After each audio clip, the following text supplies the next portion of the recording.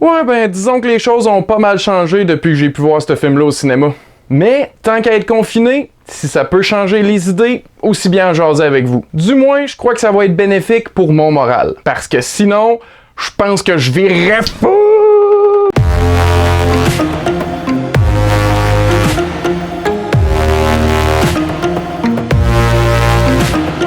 Bonjour et bienvenue à Chuck B Critique. Aujourd'hui, je donne mon avis sur le nouveau thriller d'horreur intitulé La Chasse, version française de The Hunt. Vous avez enlevé beaucoup de monde.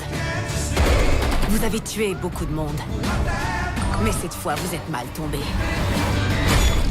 Ma pauvre, vous êtes folle.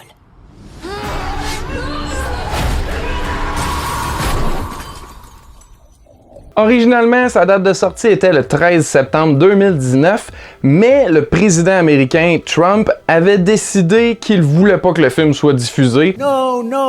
Ben, c'est assez drôle de constater comment cette polémique semble assez futile maintenant. Hein? Le film est co-scénarisé par Damon Lindelof et Nick Cuse, et c'est réalisé par Craig Zobel. Ça met en vedette Betty Gilpin, Hilary Swank, Emma Roberts et Ike Barinholtz. Ça raconte l'histoire de 12 étrangers qui se sont tous fait kidnapper afin de devenir les proies d'un jeu de chasse sadique orchestré par un groupe de milliardaires. Pour débuter, bien que la prémisse est à prime abord plutôt sombre, le ton du film, quant à lui, est beaucoup plus comédique, mais avec un humour assez noir. Ça m'a fait penser à d'autres longs métrages appartenant à ce sous-genre, comme The Belko Experiment, produit par James Gunn, ou Severance, dans lequel des collègues de travail partent en activité de team building au paintball et se font réellement éliminer par un tueur un par un. Sans être épatante, la réalisation de ce film-ci a tout de même un style quelque peu original qui insuffle une bonne énergie au film. J'ai aussi bien apprécié les différentes surprises qui y sont parsemées tout au long. On nous amène à des endroits que j'avais pas du tout anticipé au départ. J'ai vraiment aimé la performance de Betty Gilpin en femme aux multiples ressources. Je l'ai trouvée autant bonne pour les moments dramatiques que pour ceux humoristiques. Pour les autres acteurs, ils sont tous bons, mais disons que c'est un cas de Janet Leigh dans Psychose, si vous comprenez ce que je veux dire.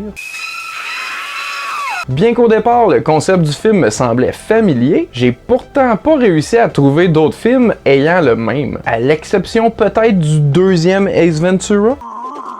Donc, sans être totalement renversant, ça apporte quand même quelque chose de nouveau au genre cinématographique de l'horreur. En plus, à l'intérieur de tout ce massacre, il y a une petite morale qui nous rappelle que c'est mieux de ne pas antagoniser les personnes qu'on connaît même pas sur les réseaux sociaux. Ce qui est, quand on y pense, pas la pire des idées. En conclusion, c'est un bon petit divertissement morbide plutôt comique, que je recommanderais cependant qu'aux habitués d'humour noir. Pour les autres, je ne sais pas si c'est assez accessible comme film. Donc, ma note pour La Chasse, version française de The Hunt, est de 2 gars et demi qui connaissent rien sur 5. 2.5 sur 5. En terminant, j'aimerais savoir sur quel chasseur de fiction miseriez-vous dans un match mortel? Moi, je pense que j'irais avec un des Predators, peu importe lequel. Ils ont pas mal toute la technologie puis les skills. Fait que, ouais, je mettrais mon argent sur eux. Et vous, ce serait lequel votre pari?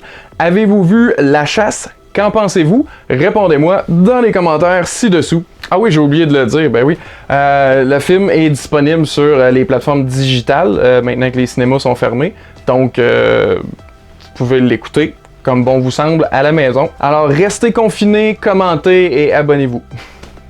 Merci d'avoir écouté. À la prochaine!